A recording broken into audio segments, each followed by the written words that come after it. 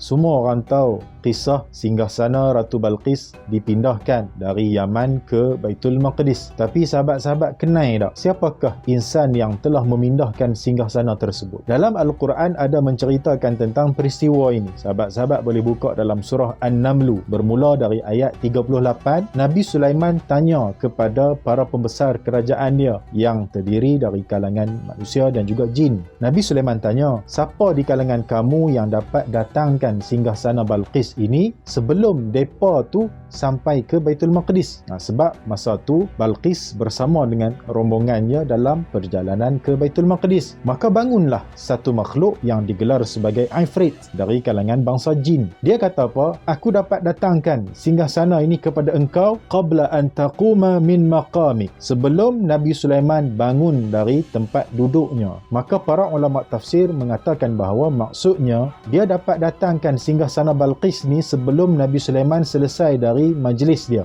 Sebab rutin harian Nabi Sulaiman ni, kata ulama, dari pagi sampai ke petang baginda akan buat proses pengadilan, proses berhukum, proses memberi makan dan minum kepada rakyat dia. Jadi selesai semua orang kata waktu pejabat tu, maka Nabi Sulaiman akan bangun dari tempat duduknya. Tapi bagi Nabi Sulaiman, tempoh tu lama. Sebab daripada pagi sampai tengah hari ataupun petang lama. Sedangkan Nabi Sulaiman nak segera. Maka Nabi Sulaiman tanya lagi kepada para pembesar dia, siapa hak boleh bawa datang lebih cepat sikit? Maka bangun pula seorang manusia yang tidak disebutkan namanya dalam Al-Quran, tetapi kebanyakan para ulama tafsir mengatakan namanya Asif bin Barqiyah. Beliau ni seorang katib, iaitu penulis dalam kerajaan Nabi Sulaiman. Kalau bahasa kita kata setiausaha negara lah. Ada juga pendapat ulama kata wazir, dia ni menteri. Maka dia ni asal daripada kalangan Bani Israel juga, bukannya kalangan jin ataupun bunian ke apa, bukan. Jadi dia jawab apa? Qabla an yartadda ilaika tarfuka. Dia kata aku boleh datangkan singgasana ini sebelum Nabi Sulaiman mengerdipkan mata.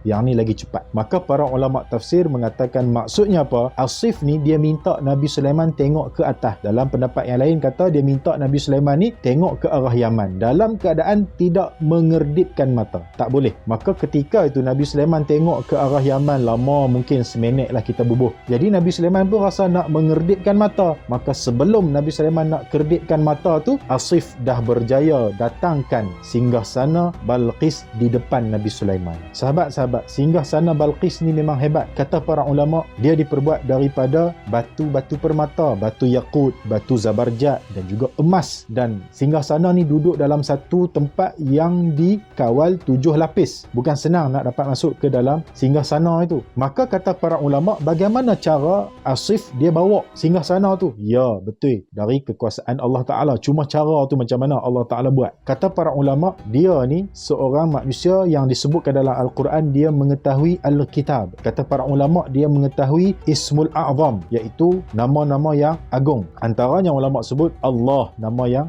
agung. Ada juga yang sebut Ya Dzal Jalali wal Ikram. Ini antara pendapat para ulama apa maksud Ismul A'zam. Maka Asif ni dia tahu Ismul A'zam. Jadi kata para ulama, beliau ini ambil wuduk dulu, kemudian beliau baca doa. Antara doa yang beliau baca ialah Ya Dzal Jalali wal Ikram, dan beliau minta kepada Allah Ta'ala supaya didatangkan singgasana tu ke depan Nabi Sulaiman. Bagaimana cara dia? Kata para ulama, singgasana tu Allah Ta'ala tenggelamkan dalam bumi dan tembus keluar depan Nabi Sulaiman. Maka inilah nak abang kata hebat-hebat jin Ifrit, hebat lagi manusia yang merupakan waliullah dalam kalangan Bani Israel yang bernama Asif bin Barqiyah. Jadi saya rasa setakat tu dulu.